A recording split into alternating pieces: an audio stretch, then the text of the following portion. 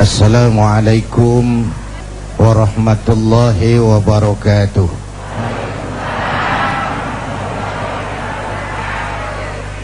Para ulama yang saya muliakan, Pak Master dari PBNU yang saya hormati, bapak-bapak, ibu-ibu, segenap pemirsa TV One di seluruh tanah air yang saya cintai. Kita Fatihah dulu ya, khusus buat Al-Mafurlah Kiai Haji Abdurrahman Wahid.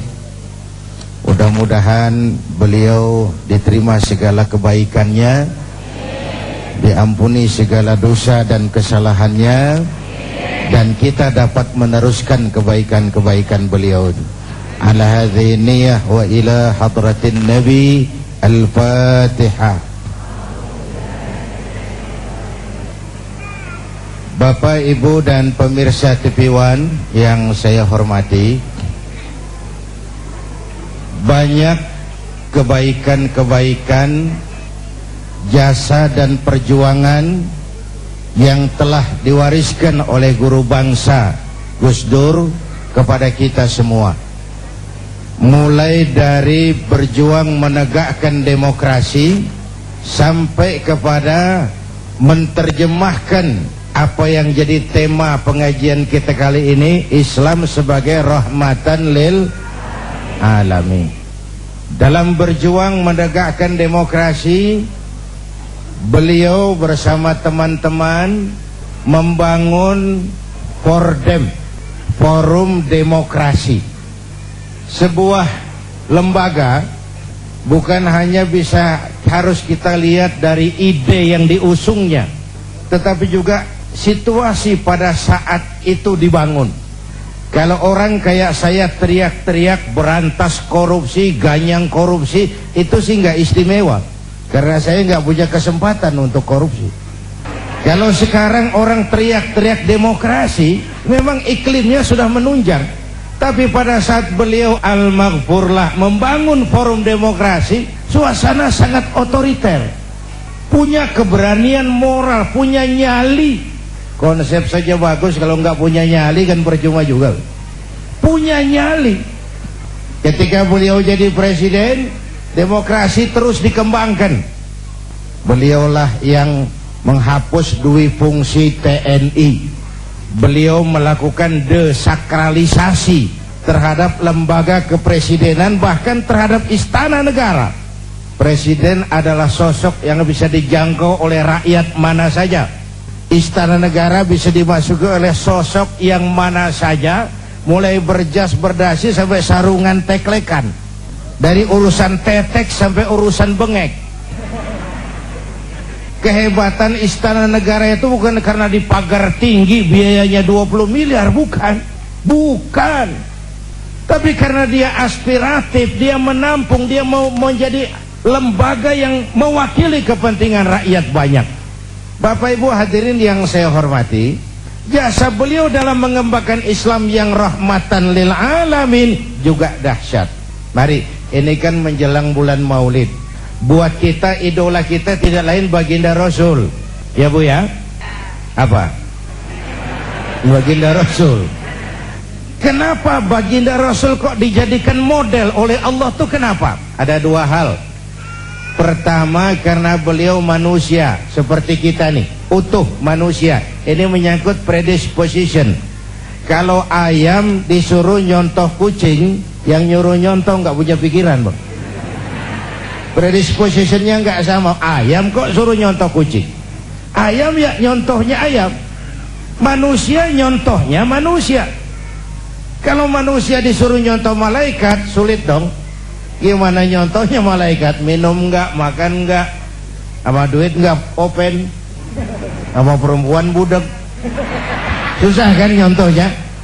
Malaikat itu makhluk yang secara instinktif diciptakan untuk, kalau manusia disuruh nyontoh manusia, itu perintah masuk akal. Rasulullah manusia, utuh seperti kita. Kalau manusia diminta mencontoh manusia, itu perintah masuk akal. Cuma walaupun manusia, beliau itu basyarun la kal basyari. Manusia memang, tapi nggak seperti manusia pada umumnya. Di situ letak uswahnya. Contoh, kita ini manusia, kita tidur. Rasulullah manusia, beliau juga tidur. Tidurnya Rasul tidur mata doang, hatinya nggak pernah tidur. Nah, itu loh bedanya. Tidur kita tidur keblek. Kalau sudah tidur total.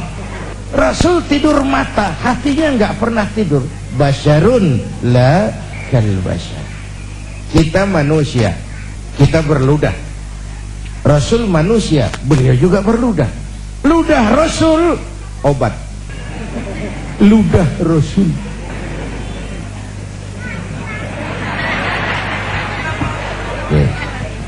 Di Goa Thur, Sayyidina Abu Bakar turun duluan bersihin goa. Sebentar ya Rasul, saya bersihin. Kalau ada binatang berbisa, silakan. Turun Sayyidina Abu Bakar bersihin goa. Betul, tangannya digigit kalajengking, Pak. Sakit, ngebet, bengkak. Kalajengking Arab. Ya memang di Arab kejadian itu. Ya udah dengerin aja, kenapa sih? Ditahan saja oleh beliau. Sudah, ya Rasul silakan turun. Lama-lama di goa kelihatan juga tuh Sayyidina Abu Bakar pucat mukanya. Mabaluka ya Abu Bakar. Abu Bakar, kenapa kamu pucat? Enggak. Berat meninggalkan Mekah? Enggak. Malas hijrah ke Madinah? Enggak ya Rasul. Khawatir dikejar Quraisy? Orang kata enggak. Enggak. Kenapa mukamu pucat? Tangan digigit kalajengking. Kenapa kau ngomong dari tadi? Saya enggak mau nyusahin hati Tuhan ya Rasul. Biarlah saya tahu. Kau siniin tanganmu. Diambil sama baginda Rasul. Bismillahirrahmanirrahim. Diludahin, sembuh.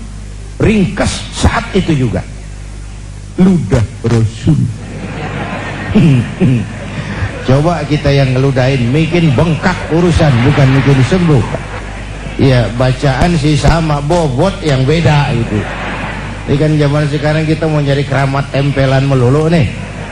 Bacaan sih sama, bobot yang beda. Kita manusia berkeringat, Rasul manusia, beliau juga berkeringat. Keringatnya baginda Rasul harum wangi bau minyak kasturi. Zaman belum ada parfum. Keringat kita rasain aja masing-masing. Itu sisi pertama kenapa beliau dijadikan model. Ini nanti baru pengantar menuju rahmatan lil alamin. Alasan kedua kenapa beliau jadi contoh, karena beliau sosok yang multidimensi. Sesuatu itu bisa dijadikan contoh kalau dia multi. Saya ini guru Pak, Rasul ngajar Mas. Saya ini jenderal Pak, Rasul mimpin tentara di medan perang. Saya ini pengusaha Pak, Rasul dagang Bung. Saya ini mubalik, Rasul dakwah Mas. Saya ini kepala rumah tangga, Rasul punya anak istri Bung. Dan di dalam keseluruhannya beliau uswatun. Bagaimana membina rumah tangga bahagia menurut contoh Nabi Isa? Tidak ada Mas. Kenapa? Nabi Isa belum sempat kawin. Nabi Isa belum sempat kawin. Ada pengikut Nabi Isa menyangka tidak kawin ajaran Nabi Isa, ikut lagi nggak kawin, mubazir. Loh Pak, saya kalau kiai nggak boleh kawin, saya pilih berhenti jadi kiai Pak. Bapak Ibu hadirin yang saya hormati, dan Imam Busairi malah menggambarkan begini, ka'annahu wa huwa fardun fi jalalatihi fi askarin hina talqahu wa fi hasham. Yang dahsyat, kehebatan Rasulullah itu sepertinya sama di lini manapun beliau itu, baik di tengah tentara atau waktu sendirian. Begini dah yang gampang nih, pakai bahasa kita nih, bahasa Ciganjur. Bu, orang banyak hebat, tapi yang orang hebat banyak, tapi yang hebat di mana-mana langka Pak.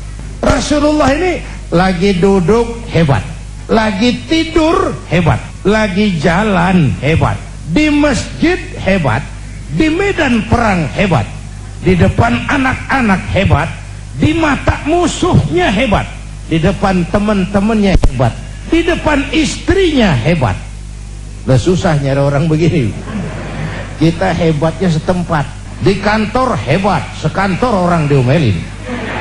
Di kantor pulang ke rumah dikeplak sama bininya, diem aja dia nggak ngelawan. Ini di depan istrinya dia nggak hebat. Bapak Ibu hadirin yang saya hormati, nah beliau ini diutus rahmatan lil alamin, sebagai rahmah bagi semesta alam. Ini kan akhlak itu kan ada 3 bagian. Akhlak kepada Allah, akhlak kepada sesama, akhlak kepada makhluk Allah di luar manusia, alam semesta. Ini untuk lebih memberikan gambaran tentang rahmatan lil alamin. Akhlak kepada sesama, akhlak manusia kepada Allah. Ini yang pertama, tugas Nabi. Bu, memperbaiki akhlak kepada Allah. Sebelum beliau datang, manusia nggak punya akhlak kepada Allah. Pohon disembah, gunung disembah, ya Bu ya. Bu, sekarang juga nih zaman kita akhlak kepada Allah sering lentur dan luntur, lentur dan luntur. Akhlak kepada Allah mulai goyah. Apalagi sekarang nih istilahnya abad entertain. Kiai sama dukun tipis bedanya sekarang. Bener-bener. Bu, akhlak kepada Allah mulai bergeser. Ketika miskin kita hamba Allah, setelah kaya kita pindah jadi hamba harta. Ya Bu ya. Hamba Allah itu kalau keluar dari pengakuan Allah itu mahal. Tapi kalau keluar dari mulut kita itu murah. Kenapa murah? Ngaku. Orang ngaku boleh-boleh saja toh. Saya hamba Allah. Kata siapa? Kata saya. Apa Allah mengakui saya sebagai hambanya? Itu yang saya belum tahu. Bu, Ibu kenal sama Presiden SBY? Presiden SBY kenal sama Ibu? Ngaku loh. Ngaku. Orang ngaku sih boleh-boleh saja. Cuma diakui apa tidak itu soal lain. Bapak, Ibu dan segenap pemirsa TV One di seluruh tanah air, mohon maaf Pak Wali Kota Depok, agak kehalingan tadi, jadi nggak kelihatan. Bapak Ibu hadirin yang saya hormati, saya bersyukur lahir di Indonesia.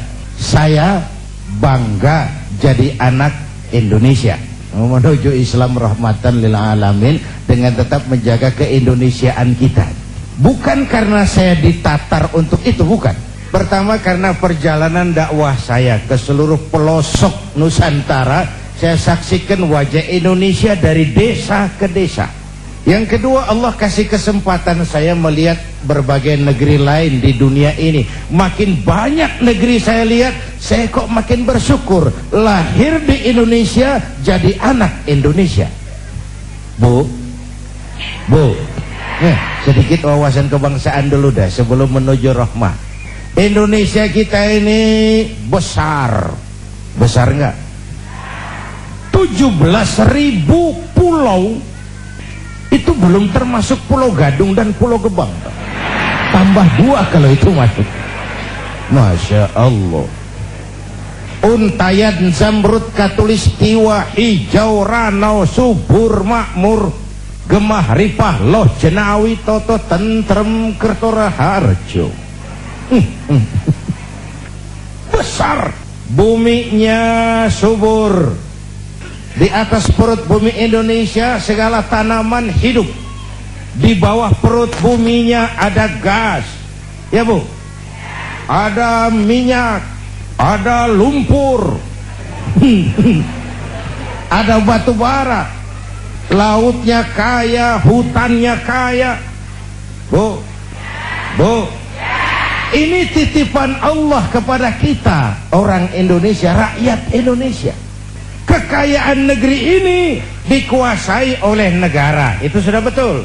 Tapi harus digunakan bagi sebesar-besar kemakmuran rakyat. Itu amanat pasal 33. Itulah sebabnya kita perlu membangun kebersamaan. Bu,